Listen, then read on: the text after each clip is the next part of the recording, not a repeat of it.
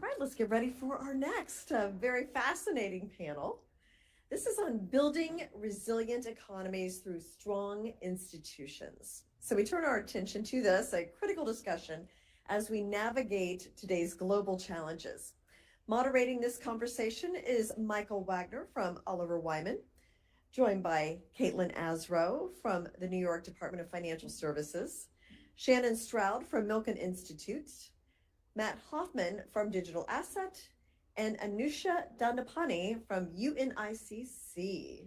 So come on up, panelists, and we look forward to getting started.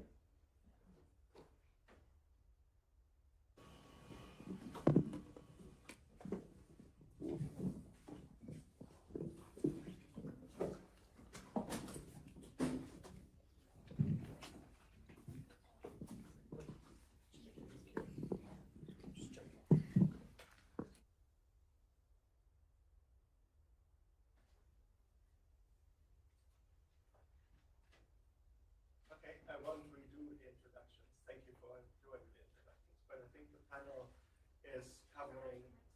Oh.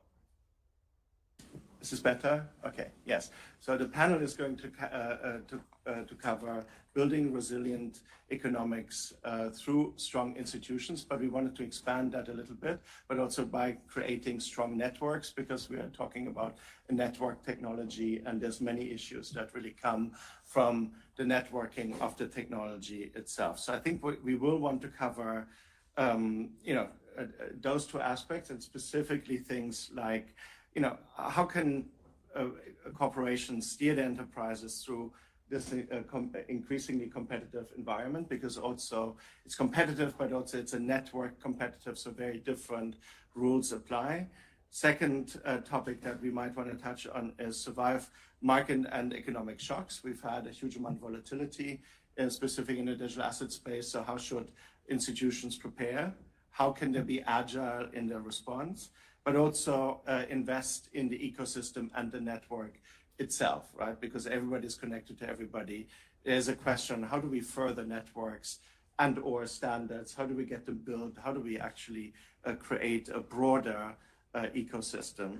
And then lastly, we might want to touch on rebuilding the trust that also has been lost in the industry to some degree over the past couple of years. But also, I think finally there's a chance of this technology to build new economics, because we do have, as I said, network economics. A lot of the transaction costs are cheaper. So how can we build new networks, cheaper transactions that will benefit everyone? For example, the G20 is looking to reduce the cost of remittances, given that it's a big barrier to financial inclusions. Many smaller banks in emerging markets find it very hard to join the payment system. So I think all these topics really are important to consider when we're discussing it. But maybe I start with Shannon, and we can talk about her experience on these topics. So I will ask everybody to just give their perspective, because we have a very broad and diverse set of people here with a diverse background. So I do think it's beneficial for everybody to hear everybody's stories first, and then we get into the discussion. Shannon. Thank you so much, and thank you for having me here. I'm Shannon Stroud with the Milken Institute. The Milken Institute is a non-partisan nonprofit, a financial think tank. We have three pillars that we focus on, so finance, philanthropy, and health. We also work with a number of partners around capital market development, so really trying to drive robust capital markets. We know that strong capital markets are a huge driver of economic growth, yet in many emerging markets, the markets are sort of undeveloped. And I think we focus on educating sort of the next generation of financial policy leaders, namely regulators. So we work with partners at IFC, World Bank, to train, to bring these scholars to London and the US, and to develop really hardcore business skills, and then work in the private sector with different internship partners. including Global Blockchain Business Council and some other firms who maybe were represented here like Circle or Coinbase or Cardano. Really the goal is just to give these participants a private sector mindset and to enhance capital market development, just build the overall community. We now have an alumni network across 60 some countries where these regulators can pick up the phone and call their counterparts in different jurisdictions and really just problem solve. So that's sort of the work we do around capital market development. The Milken Institute has also developed an Africa strategy, and part of the focus there is really to build public sector leadership and governance. So again, to create sort of enabling ecosystem. So I'll stop there and look forward to the discussion today. No, thank you, Anusha. I think you touched some of this quite a lot, right? Yes, perhaps I can introduce myself and the role that we play in this ecosystem. So my name is Anusha Dandapani. I'm the Chief of Data and the AI Services that UNICC offers to all the ecosystem partners within the UN system. And our role essentially is to create the ecosystem for our service providers and third-party sort of platforms and the digital platforms that we support our UN partner agencies with seamlessly integrating them, not only from an infrastructure and also supporting them with the integration partnership, but also from at the level of supporting them with the data and the applicability of where the data comes in and how do we want to comply with the data governance, data privacy, and also data protection that comes into play for our partner agencies. So that is the sort of support that we offer to our financial service providers within this UN ecosystem. Matt. Hi, my name is Matt Hoffmann. I'm the Director of Regulatory and Government Affairs at Digital Asset. Relatively new here, but Digital Asset in this space is probably, it's a blockchain software company. And we offer the Canton Network, which was launched a few months ago. And native to that chain is three characteristics that I think are extremely important for the development, and particularly when we talk about strong institutions, is protection and control of data, privacy, and the composability across the network. Allowing institutions, particularly at the enterprise level, to decide how transactions move across chain, who participates in, and then that data, how that data is controlled and visible in those transactions, is crucially important to developing sort of the enterprise level transactions that move through this space. And so as we talk about building strong institutions, sovereignty of data and being able to natively, without having to compose or build new applications around that, are going to be extremely important as we move down that road. So very excited to talk more about that as we go through today. And Kaitlin.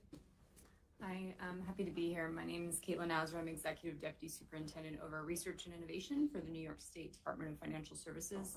In that role, I'm responsible for the regulation of all virtual currency business entities in New York State. So that's under the BIT license, which is a financial services law, licensed financial services non-bank, as well as our limited purpose trust companies who we permit to do virtual currency activity in the state. It's where a lot of our stablecoin issuers are out of, for example. So I think, when we think about resiliency and strong institutions, clearly New York State has been leading in the digital asset regulatory space. We commonly share a framework with federal counterparts as well as international counterparts.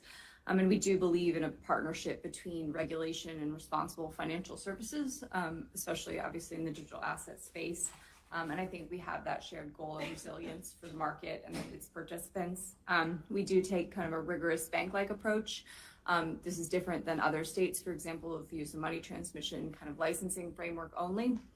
And we think that it's been effective clearly because New York has been insulated from some of the volatility that we've seen that I'm sure we'll discuss in this in terms of the winters and the various kind of collapses of different market participants. So, we appreciate the growth we've seen and happy to talk more. Now, great. Maybe we start there because you have the privilege to see the whole market. What, in your view, makes, from a supervisor's perspective, a strong institution and/or a strong network that these people interact? Yeah, so I mean, I think Part 200, which is kind of our regulation that's specific to the virtual currency space, I think is holistic in its approach. You know, we're not just focused on BSA AML, we're focused on the entire institution, from compliance systems to internal audit to board governance. You know, key to, I think, if we're speaking about kind of the volatility that's specific to digital assets, we have a very strong capitalization framework, again, akin to kind of banking.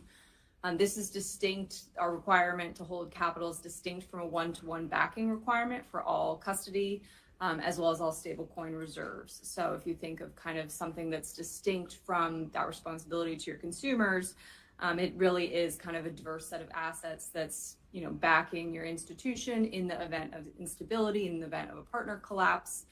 We have a specific focus on resolution planning. That's not just resolution for the enterprise, that's resolution if you're closing down a product, if you're closing down kind of support for a coin, if you're offboarding a partner, if you're closing a line of business. So we have kind of detailed plans and work programs with our entities to think through all those scenarios. And again, we feel like that's created good resiliency, you know, to date for New York. Mm-hmm.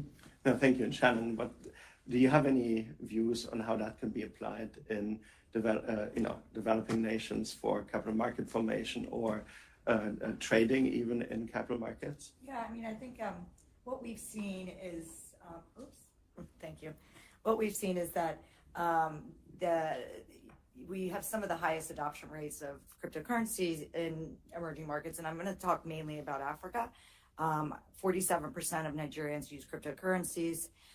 That puts them second on the index of 155 countries it was a 2023 Chainalysis Global Crypto Adoption Index. So they're second out of 155. Kenya's 21st, Tanzania's 24th, Ghana's 29th, South Africa's 31st. But despite these high adoption rates, you've still seen sort of a backlash among the regulators in these countries, and they've in some cases moved to ban them altogether, or, you know, put some strict financial regulations in place. And so thinking about what comes next, we had a roundtable in Washington a few months back, and the consensus was that this innovation is not going away, and that it's imperative for the regulators to keep up, right? So that's where sort of our education programs come in, we think, as far as thinking about how our alumni, and actually I saw one of our alumni from the capital markets program here earlier today, you know, they go home, they put their regulator hats on, and they have an appreciation for the way that this innovation can move markets forward. And they gain that experience by working directly with some of the internship partners who are in the space. And they can go home and just really appreciate that it's, you know, they need to sort of get out of the way and get their hands dirty. I say that because there is a sort of, at least among the African nations, there's a sort of consensus that nobody wants to be a first mover. Mm-hmm. And so, you know, just really thinking about ways that they can work together across institutions, and they can also work through some of their learned experiences to think about what are the best steps for innovation going forward, and that it's crucial. So let me just stop there. That's great. And I think kind of one of the topics that was brought up around resiliency and so forth is also, I think, Anusha, you've done a lot of thinking around this, is how do we fit it all together across different markets, across different technologies? How do we make it sustainable? The minute we bring this sort of the concept of sustainability, where we come into play is, like, you know, first identifying the gap, because right now communication by itself is a gap. You know, there is a clear sort of misunderstanding or lack of awareness, I would say, between what is a regular bank transfer versus a blockchain based transaction, right? Like, you know, going back to the basics. So there needs to be some sort of campaign and an awareness as to what it means for us to sort of work with our beneficial country, and what does it mean by, like, you know, giving this financial autonomy in the hands of sort of user community who will be using these sort of digital channels to receive or to send money, right? From our perspective, we are essentially focused on creating reusability components of it. When we engage and work with third-party financial service providers, our thought process is, hey, we are here to create an infrastructure that is already in place. How do we want to create sort of a collaboration perhaps with MoneyGram or with any financial service provider in a way that we can seamlessly replicate these sort of endpoints. So thereby, the time to market or time to deployment is reduced. And the second component that we do care about is that how do we want to reduce the human validation component of it in these transactions and the workflows, right? Like, that is a very essential component for us to maintain the sustainability when we engage and work with third-party service providers and also ecosystem partners, right? Like, be it on the chain or off the chain sort of transactions, we want to make sure that, like, when we engage with the third-party providers, we start with that sustainability mindset and a long-term thinking. This is bringing in an ecosystem partner. Creating that bottlenecks is the first thing that we want to avoid. And Matt, maybe the same question, because I think you've been doing a lot of thinking around this topic. Sure, right. So coming back to the sort of strong institutions, I think one of the things we are working through a lot is helping our clients thinking of the full use case of what they want to do with the blockchain. So for example, we just heard Kaitlin talk about the requirements that some jurisdictions have over control over visibility and the asset backing of the particular transaction. What you want to do matters very much, and the protocol that you want to choose will dictate the success of that project. When you're doing more peer-to-peer kind of transactions, that kind of dynamic is a little looser. Once you start dealing with data, as we were talking earlier, that data that has value beyond just the commercial sense, beyond just the economic sense, then all of a sudden the control of it and the security of it becomes very important. And the design features that you choose up front will have a very big impact on how that design, on how that data can be used and navigated further down the line. So one of the things we spend a lot of time doing is working with our clients to understand the full use case in the FI world, the full asset, the full life cycle of an asset. But it doesn't have to just be that either. I was talking to someone about farming as well.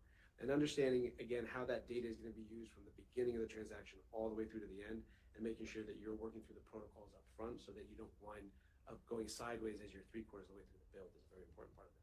Mm-hmm. Oh, great. I think this is now to everybody. The BIS had also published a paper on the internet, right? So basically, this technology, blockchain technology, being instrumental to modernizing the financial system. Any views on that, anybody? I think we have seen, there was sort of a response to that paper was that maybe the regulatory sandboxes are not the best route to a sort of, thinking about how this technology should be regulated. And there has been some other lower cost alternatives that have come up.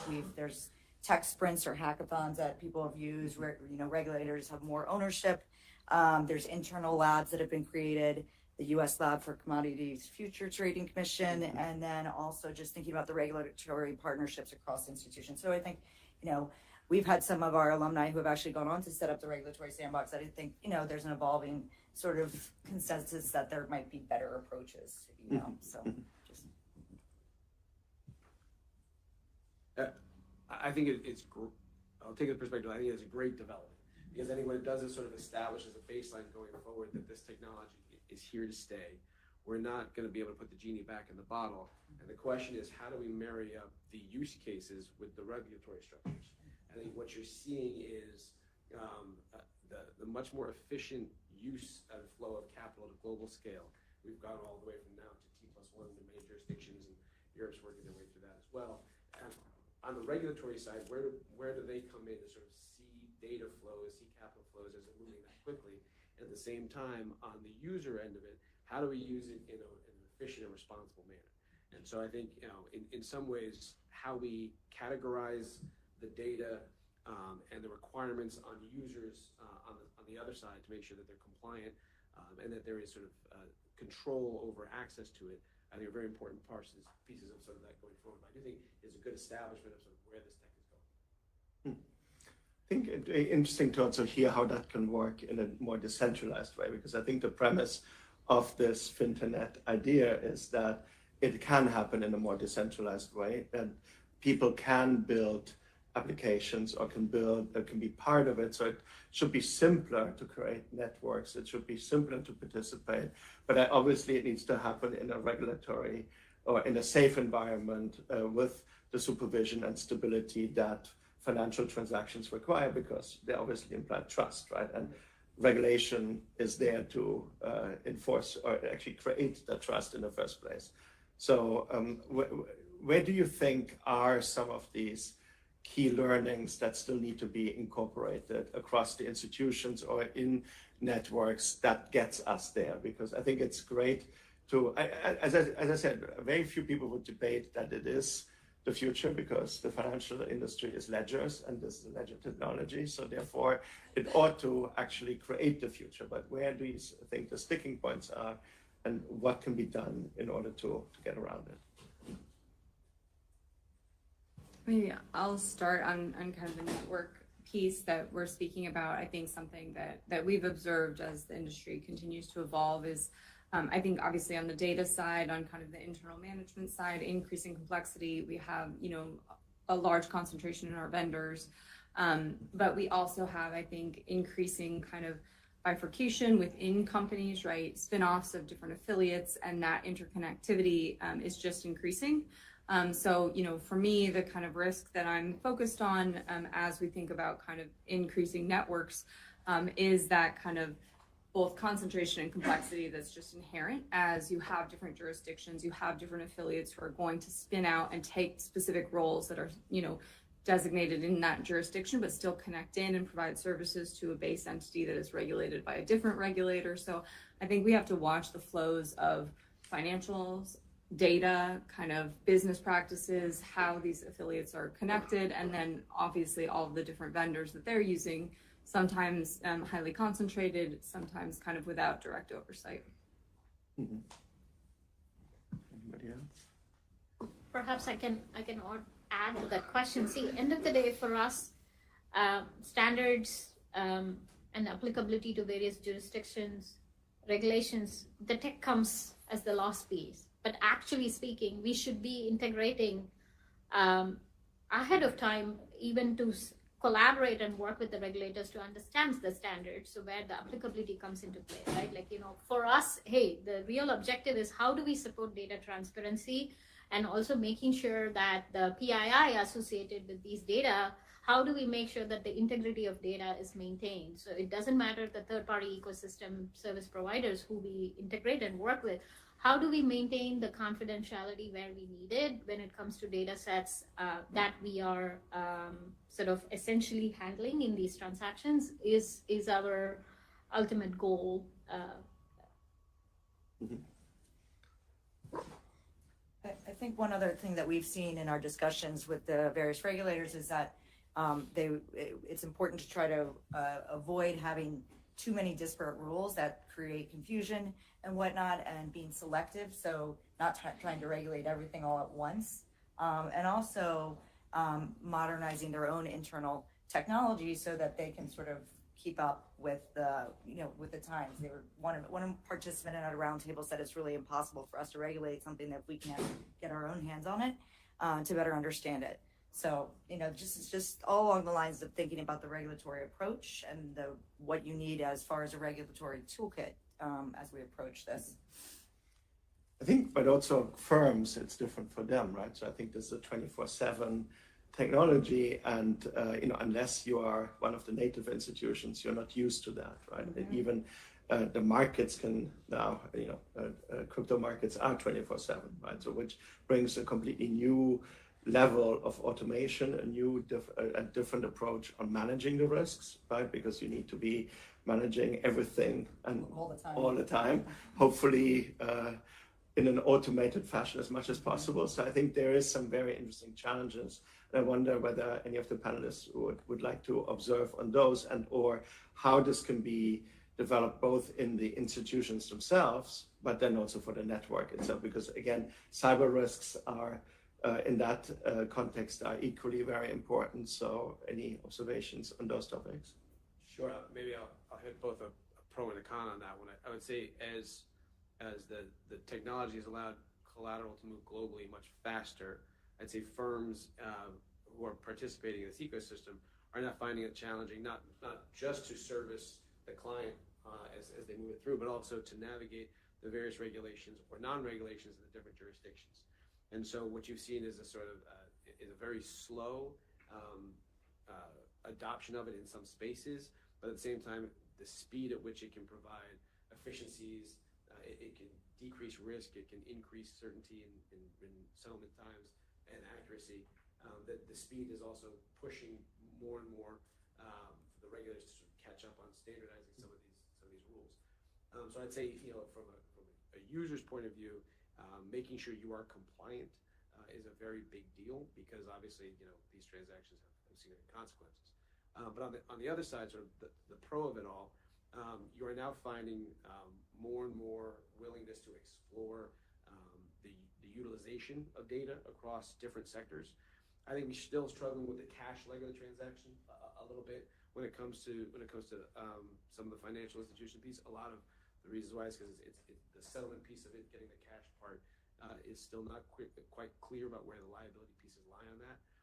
But again, I think all of this is moving in a direction where I think you're going to have some more harmonization of standards and access to the capital markets worldwide.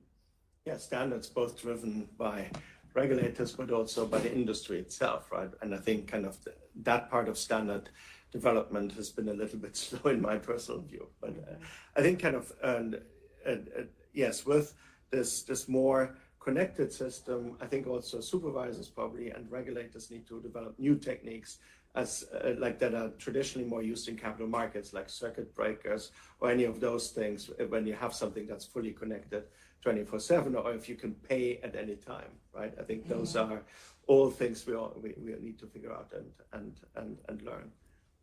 Yeah, maybe I can just share a little bit. I mentioned our regulatory approach is kind of bank-like in its rigor and kind of holistic focus on areas beyond kind of fraud space, for example. But I will say we take, I think, a very kind of, I hope, active and more agile approach in the actual day-to-day oversight of these entities. So I think it's publicly available information that we have procured and use our own technologies from the blockchain analytics space.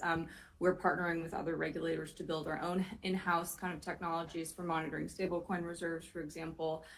Again, I said we're partnering. We have different MOUs and kind of agreements that we have with other states, our federal counterparts and international counterparts, obviously coordinating closely on the MiCA framework to try to make sure that this is harmonized to the best of our ability, because again, we feel that New York is the leader, both in the United States and kind of globally, to have set out hopefully a clear framework. Our framework is, I would say, general, many principles in there, but then we put out guidance that we think is more prescriptive on best practices, such as the use of blockchain analytics. I will say, previous to this role, I was kind of a direct bank regulator with the Federal Reserve. We are much higher touch. So, if a new stablecoin is launched under our administration, my team is expected to have daily calls with the entities to monitor, right, how the mint burn is going. Is it kind of flowing as expected? How are our internal protocols working? We have gates where we're limiting kind of the growth of the product and we're monitoring it throughout.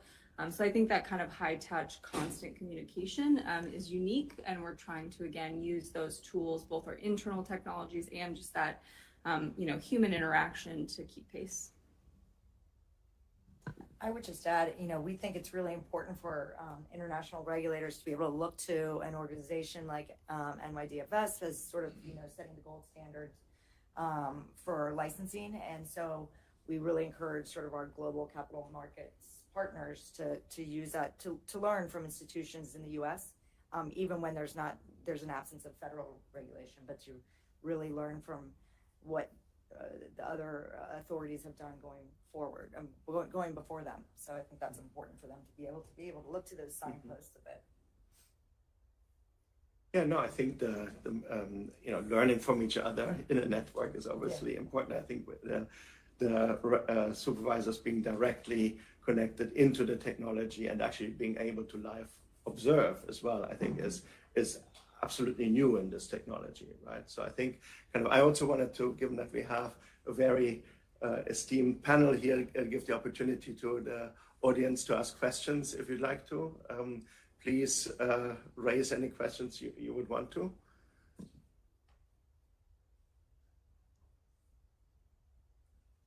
If not, I have a final question. We're definitely going to have the roadmap. They have NYDFS for the regulations of the crypto industry as a whole. Yeah, so I'll definitely direct you to our website. So Part 200 is the regulation promulgated under the Financial Services Law of New York State. So that has, I should know off the top of my head, I think more than 20 subsections that kind of go into, again, capitalization requirements, BSA, AML, internal audit functions. Then we have a series of guidances that are available on our website spanning kind of insolvency considerations through blockchain analytics, through stablecoin reserving. So those are all available. I would also highlight our work on Part 500. So New York State was also a leader in cybersecurity regulation. So Part 500 was recently updated, I believe last year. And so I think that blends well if we're talking about kind of digitally native ecosystem and how we focus on cybersecurity. So those are always available. I also lead kind of our DFS exchange program. So that's an opportunity you can find on our website. There's an inquiry form. You can submit any information. We commonly have other regulators who, don't know how to contact us come through that channel. So please, you can be a market participant, you can be another regulator, you can be a nonprofit, and just reach out to us and we'll make sure to have a conversation. One of the biggest challenges for the industry, be it blockchain, AI, etc., is that there are a lot of regulations that are coming from multiple jurisdictions. They're often inconsistent. We're seeing regulatory fragmentation between, for example, between 500, 200, EU DORA, MICA, and a lot of the other, for example, just the data structure inside DORA is requiring massive challenges for any financial institution. Is there any chance that we're going to be able to get any of this harmonized in a way that is really meaningful so that we can actually not shoot ourselves in the head? The question was about just different global regulations, right? And some kind of harmony. Yeah, just in case anybody back there didn't hear. Well, I mean, I think that's a large question for all of the regulators collectively in the globe to figure out.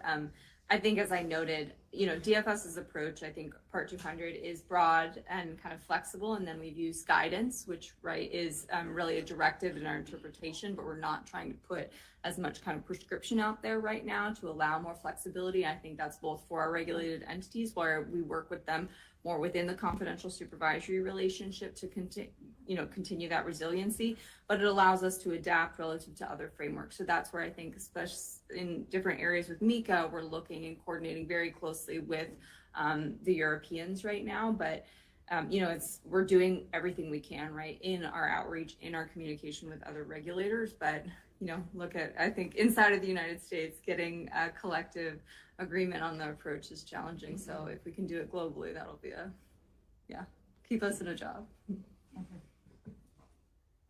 Anybody else on that? Okay, then I will. Oh, sorry, somebody in the back. So there's an effort here in the U.S. to be able to have Financial Data Transparency Act, where they've got 9 different agencies of government that are coming together to try to standardize on that joint data standardization effort. It sounds like we need something bigger than just the 9 agencies here in the U.S., but more on a global scale.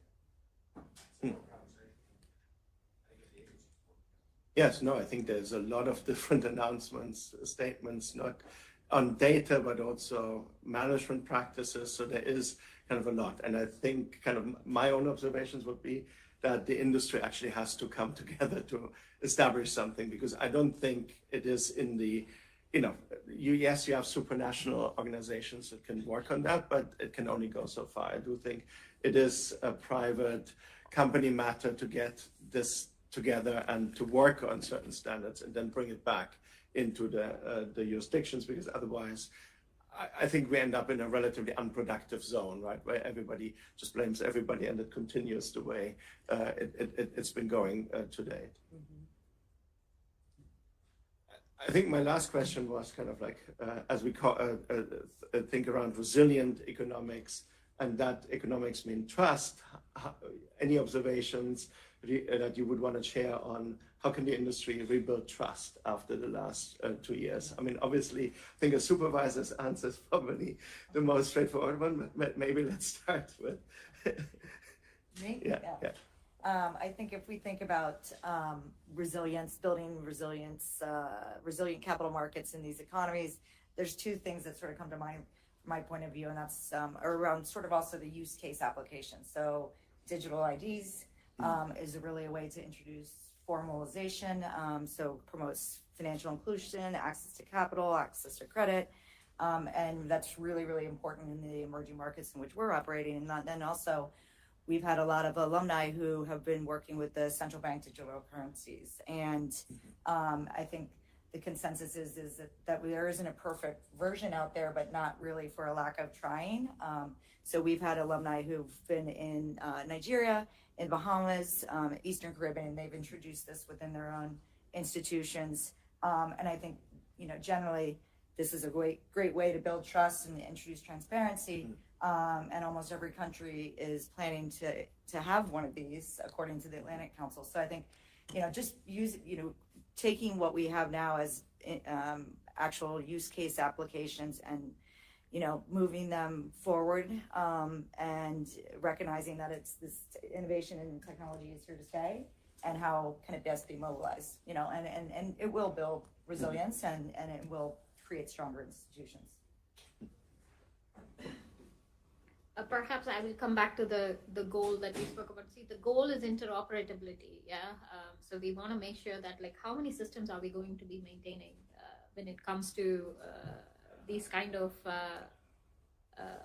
channels that we need to create. See, so long as we maintain standards and there are, like, making sure that the systems can talk to each other, that should be our sort of thought process in thinking around standards. And how do we bridge between one chain to another, and also making sure the data domains between these chains are also connected is something that we need to think through from day zero. And also the biggest thing that we need to understand is also how do we maintain the cybersecurity component of how are we maintaining across different networks and different sort of domains and different things. So starting with the first principles approach of security first and making sure interoperability is our goal is something that we need to think through when we are establishing these standards. Not much to add. I mean, I think I would just come back to that the use case is really important when you're trying to decide how to begin this process, and that knowing all of the steps in the life cycle or in how the data is going to flow from start to finish as you work through which chain and how to build these systems, because what may sound good at the beginning, by the time you get halfway through the build, realize a solution actually compromises the data, or that a new pivot is going to open up a weakness that didn't exist before. So as we talk about PII, and as we talk about assets on chain, those kind of questions really can be solved in the front end, as the use case really gets pulled apart and the design choices are made in the front end. I'll just focus kind of, I think, on consumer interactions briefly. So, I think that, as I mentioned, one of my concerns is increasing kind of complexity in different entities and affiliates who are interwoven here. I think transparency for consumers is obviously essential, but transparency is not offloading kind of liability or responsibility onto consumers for their own protection in this space. So I think it's being clear about where your interests lie as a business and kind of what your goals are, but also layering that with appropriate fees, appropriate disclosures, appropriate protections, liability coverage as needed, and not pushing consumers to products that do not align with their interests. I think holding that responsibility in the businesses while continuing to be transparent. Thank you very much. I think we've used up our time, right, Sandra? 1 minute. But if anybody has a question, we have 1 minute. So otherwise, I thank the panel for the great insights. I'd be happy to talk to anybody if you have any interest in getting involved in this IFC Milken IFC and Milken World Bank Capital Markets Program. I mentioned we have a lot of supporters. Sandra's been awesome as hosting some of our scholars. So happy to talk to anybody if you are interested in that from the the internship standpoint. We will attest. It's an amazing program. You all should support it. So shameless plug, but. All right. Thank you so much. Thank you. Very interesting.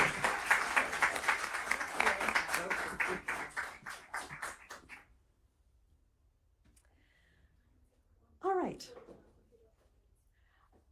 Our next panel, we're gonna get our photos taken. So.